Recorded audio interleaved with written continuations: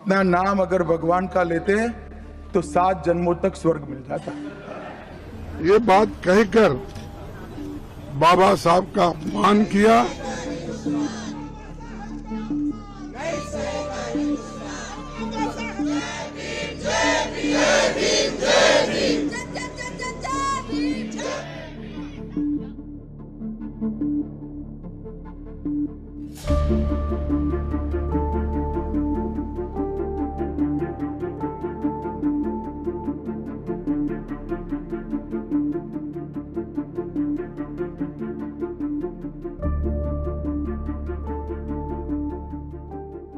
अभी एक फैशन हो गया है, आम्बेडकर आम्बेडकर आम्बेडकर आम्बेडकर आम्बेडकर आम्बेडकर। इतना नाम अगर भगवान का लेते तो 7 जन्मों तक स्वर्ग मिल जाता। अच्छी बात है ना? ना सुनिए तो, सुनिए ना, आप सुनिए ना, मैं बताता हूं। हमें तो आनंद है कि आम्बेडकर का नाम लेते हैं। आम्बेडकर का नाम अभी 100 बार ज्यादा लो, परंतु सच अर्थ में आम्बेडकर जी के प्रति आपका भाव क्या है ये मैं बताता हूं। मान्यवर, आम्बेडकर जी को देश की पहली कैबिनेट से इस्तीफा क्यों दे दिया? आम्बेडकर जी ने कई बार कहा कि अनुसूचित जातियों और जनजातियों से हुए व्यवहार से मैं असंतुष्ट हूं, सरकार की विदेश नीति से मैं असहमत हूं और आर्टिकल 370 से मैं असहमत हूं। इसलिए वो छोड़ना चाहते थे। उनको आश्वासन दिया गया, आश्वासन पूरा नहीं हुआ। उन्होंने इग्नोरेंस के चलते इस्तीफा दे दिया और एक श्री BC रॉय ने पत्र लिखा कि आम्बेडकर और राजा जी जैसे 2 महानुभाव मंत्रिमंडल छोड़ेंगे तो क्या होगा। तो नेहरू जी ने उनको जवाब में लिखा है, राजा जी के जाने से तो थोड़ा बहुत नुकसान होगा, आम्बेडकर के जाने से मंत्रिमंडल कमजोर नहीं होता है। मान्यवर, ये विचार जो खड़गे जी कह रहे हैं ना, क्या आपत्ति है? जिसका विरोध करते हो उसका वोट के लिए नाम देना कितना उचित है? क्योंकि अब आम्बेडकर जी को मानने वाले पर्याप्त संख्या में आ गए हैं, इसलिए आप आम्बेडकर आम्बेडकर कर रहे हो। मान्यवर, मुंबई के मेयर ने एक पत्र लिखा था कि मऊ में आम्बेडकर जी का स्मारक बनाना चाहिए।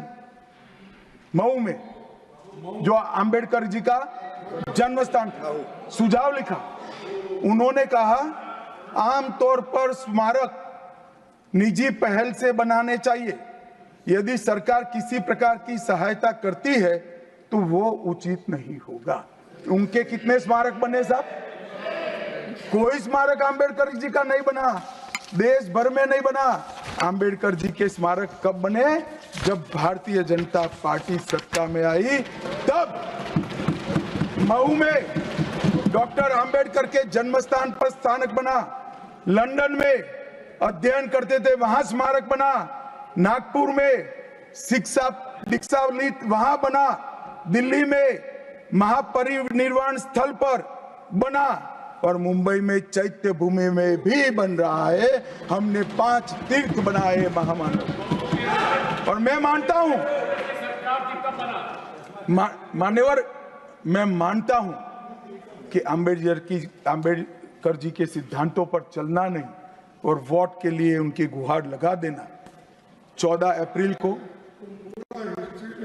राष्ट्रीय समरसता दिवस घोषित किया हमने। 26 नवंबर को संविधान दिवस घोषित किया।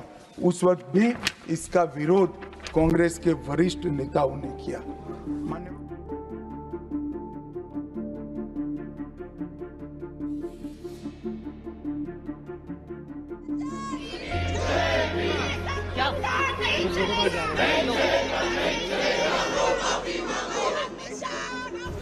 ये बात कहकर बाबा साहब का अपमान किया, संविधान का अपमान किया और वो मंशा जो उनके दिमाग में है कि उनकी जो मनुस्मृति की आइडियोलॉजी है वो और RSS की आइडियोलॉजी जो है वो दर्शाता है कि वो खुद वो बाबा साहब अम्बेडकर के संविधान को रेस्पेक्ट नहीं देना चाहते हैं। उसीलिए हम वो कंडेम करते हैं और I demand his resignation. We all the parties demand his resignation and he should apologize to the country। और वो अपना काम करना चाहिए उन्होंने, और इस ढंग से अगर वो बात करते रहेंगे सारे हिंदुस्तान में आग लगेगी कि बाबा साहब अम्बेडकर का अपमान कोई सहन नहीं करेगा। अगर उनको अपने जगह से इस्तीफा देना चाहिए और ऐसे अपमान कोई पार्टी कोई देश का आदमी स्वीकार नहीं करता।